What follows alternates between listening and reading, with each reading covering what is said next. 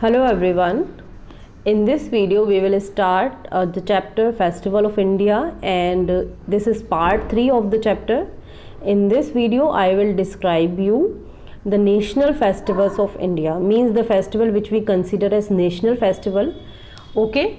So first of all, one thing is there that India is a festival of land. India is a land of festivals and lot of festivals are there which we celebrate throughout the year, and some of them are religious, some are of in the other categories, like they celebrate in the particular part of the country only, and some are there which are most important for all of us and we celebrate in the same manner without discussing, without paying attention on the caste, without paying attention on the creed, religion and all. So these kind of festivals are called national festivals. All right, means they are same for each and everyone. So our national festivals are the festivals, as you all know that we get independent on the 15 August because our country was ruled by Britishers for a long time. Okay, so for a long time India was the slave of Britishers.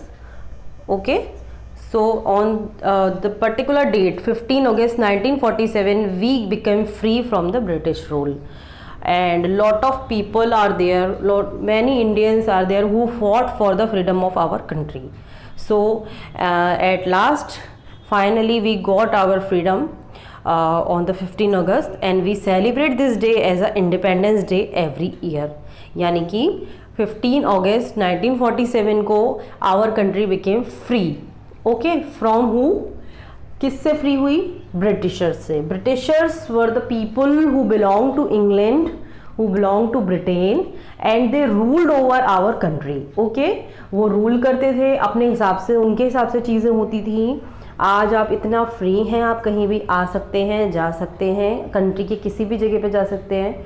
जो आपको खाना हो आप वो खा सकते हैं, जहाँ आपको जाना हो वहाँ आप जा सकते हैं, जो रिलीजन आपको फॉलो करना हो आप वो कर सकते हैं, और जो भी अगर वो गलत काम नहीं है, अच्छा काम है तो आप उसे कर सकते हैं. Because you people are free, because हमारी कंट्री इस समय फ्री है और उसमें रहने वाले लोग भी इस समय फ्री हैं. But in the ancient time we were not free, we were slave of Britishers.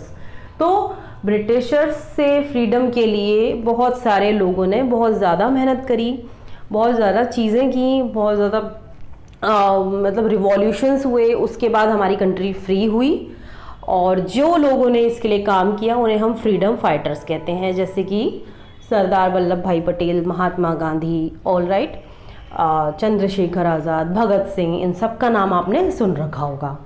So finally 1947 में हम फ्री हुए और आज दिन तक हम फ्री हैं, और आज हमारे ऊपर कोई भी प्रेशर नहीं है. अपने हिसाब से हम अपना करियर चुन सकते हैं, क्या पढ़ना है, कौन सी एजुकेशन लेनी है, ये सब हम अपने हिसाब से डिसाइड कर सकते हैं. All right, so on the 15 अगस्त को हम हर साल ये डे सेलिब्रेट करते हैं.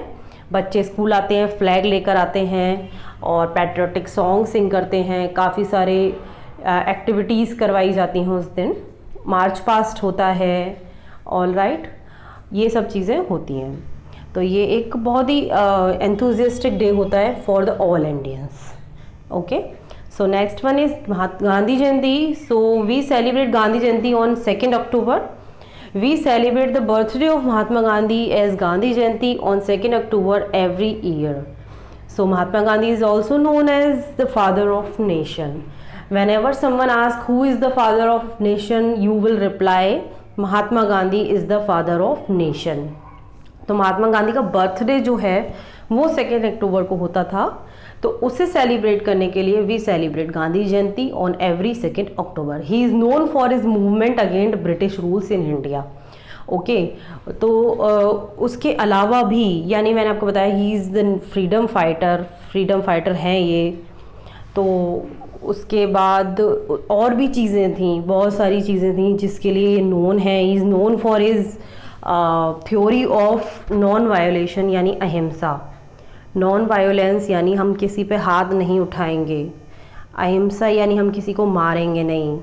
ठीक है, तो आप ये चीज़ समझ के चलिए कि इनकी जो थॉट्स थे वो वर्ल्ड वाइड लेवल पर फेमस हुए एंड आज दिन तक लोग उसे मानते हैं। ठीक है, इनका एक थॉट था, be the change that you want to see in the world. इसी पर मैं आपको एक छोटी सी स्टोरी सुनाना चाहती हूँ। सो स्टोरी में क्या था कि एक स्लम एरिया था जहाँ पर सारे लोग अपने घर का गार्बेज रोड साइड पर फेंक दिया करते थे और सारे लोग गवर्नमेंट को उसके लिए रेस्पॉन्सिबल मानते थे कि वो वहाँ पे क्लीनिंग नहीं कराती है। एक छोटा बच्चा जो ये सब देखता था वो बहुत ज़्यादा अफेक्टेड था, महात्मा गांधी से बहुत ज़्यादा प्रभावित था। उसके महात्मा गांधी के थॉट्स थे उसे बहुत ज़्यादा अच्छे लगते थे। तो उसने ये जब चीज़ सुनी और समझी कि be the change that you want to see in the world, यानी कि इसका मतलब है कि आप वो चेंज बनिए जो आप दुनिया में देखना चाहते हैं। यानी कि दूसरों को ब्लेम करने से और किसी कंडीशन को ब्लेम लगाने से कुछ नहीं होता है। अगर आपको वो चीज़ चेंज कंडीशन में चाहिए तो आपको खुद उसके ऊपर काम करना होगा। तो फिर उसने क्या करा, स्लम के सारे बच्चों को इकट्ठा करके उनको समझाया और फिर उन्होंने एक छोटी सी कैंपेन चलाई। कैंपेन चलाने के बाद उन्होंने बाकी जो बड़े लोग थे उन सबको समझाया कि इस तरह से जगह जगह गार्बेज फेंकना अच्छी बात नहीं होती है। फिर उन्होंने बड़े लोगों के साथ मिलकर वहाँ पे क्लीनिंग भी करवाई। ओके, और उसके बाद धीरे धीरे वो स्लम एरिया जो था वो बहुत साफ़ सुथरा हुआ और बाद में उस एरिया को एक अवार्ड मिला जहाँ पे उसने क्लीनलीनेस का अवार्ड जो होता है वो मिला। तो ये अगर वो बच्चा नहीं सोचता, वो भी गवर्नमेंट को ब्लेम कर सकता था, वो भी नगर निगम को, म्यूनिसिपल को ब्लेम कर सकता था कि वहाँ वो लोग सफाई नहीं कराते, लेकिन उसने खुद स्टेप लिया। सो अगर आपको कोई चीज़ ऐसी लगती है या हमें ऐसी कोई चीज़ लगती है जो हम चाहते हैं कि हमारे आसपास हो, अगर हम चाहते हैं कि हमारे आसपास का एरिया बहुत ज़्यादा मतलब अगर देखा जाए तो नहीं है, उतने ग्रीनरी नहीं है, तो हमें आसपास धीरे धीरे छोटे छोटे प्लांट्स, सैपलिंग्स जो हैं वो लगाने चाहिए। छोटे छोटे प्लांट्स और ट्रीज़ मतलब उनके ऊपर काम करना चाहिए। धीरे धीरे ग्रीनरी वहाँ बढ़ जाएगी। तो be the change that you want to see in the world, यानी कि कोई भी चीज़ अगर आप देखना चाहते हैं अपने आसपास कि वैसी हो तो उस पर वैसा हो, उसके लिए भी काम करना होगा। सो इनके जो थॉट्स थे उससे अफेक्ट हुए बिना कोई रह नहीं सकता है। ठीक है, तो he is the father of our nation and कोई ना कोई बात है उनके थॉट्स में, तभी उनको सब लोग मानते हैं। ठीक है, तो ये हो गई महात्मा गांधी यानी गांधी जयंती की बात। 2 अक्टूबर को भी celebrate. Next is republic day. तो बच्चों, one thing I would like to tell you that we got freedom in the 1947, but जब 1947 में फ्रीडम मिल गई उसके बाद कंट्री को चलाना किस तरह से है, इसके लिए एक प्रॉपर गाइडलाइन होनी चाहिए। जैसे कि आप जब स्कूल आते हैं तो स्कूल की एक गाइडलाइन होती है कि आपको प्रॉपर स्कूल यूनिफॉर्म में आना है, शूज़ पॉलिश्ड होने चाहिए, ड्रेस जो है वो आयरन होनी चाहिए, प्रॉपर तरीके से आप क्लीन होकर स्कूल आएंगे। स्कूल जब आएंगे तो आपके बैग में आपका जो बैग है वो टाइम टेबल के अकॉर्डिंग हो, ये भी गाइडलाइन होती है। स्कूल आप टाइम से आएंगे, टाइम से जाएंगे। लंच में आप फ्रूट ब्रेक के लिए आप फ्रूट्स लेकर आएंगे एक लंच बॉक्स में, दूसरे में आप लंच ब्रेक के लिए लंच लेकर आएंगे। ठीक है, ये भी गाइडलाइंस होती हैं। ऑल राइट, तो ये सब चीज़ें होती हैं। स्कूल में आप किसी से लड़ेंगे झगड़ेंगे नहीं, तो लड़ेंगे झगड़ेंगे तो आपको फिर पनिशमेंट मिलेगी। ठीक है, या फिर आप वर्क नहीं करेंगे तो फिर आपको डांट पड़ेगी। तो ये सारे बेटा गाइडलाइंस होते हैं। तो गाइडलाइंस कंट्री के लिए भी होती हैं। कंट्री के लिए गाइडलाइंस कहाँ से आए हम, तो हमारा कॉन्स्टिट्यूशन बनाया गया जो कि 1950 में बन के तैयार हुआ इन द जनवरी। ओके, तो जब वो जनवरी में बन के तैयार हुआ तो उस दिन को हम 26 जनवरी 1950 को हम as a republic day celebrate करते हैं। We celebrate this day as a republic day every year and on that day parade arranged and that taken place on the Rajpath new Delhi. और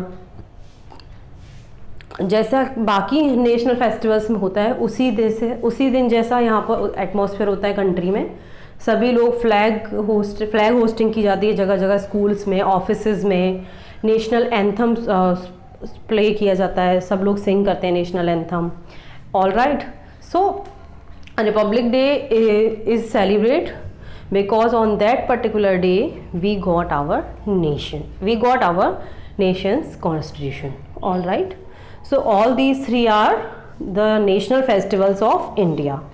Okay, तो फेस्टिवल्स हमारे पास बहुत तरह के हैं, बहुत सारे फेस्टिवल्स हैं और उनमें रिलीजियस फेस्टिवल्स भी हैं, नेशनल फेस्टिवल्स भी हैं, अदर फेस्टिवल्स भी हैं जो कुछ पर्टिकुलर एरियाज़ में ही सेलिब्रेट किए जाते हैं। जैसे मैंने आपको बताया ओनम बताया था मैंने आपको, ओनम जो है is only celebrate in the Kerala, okay.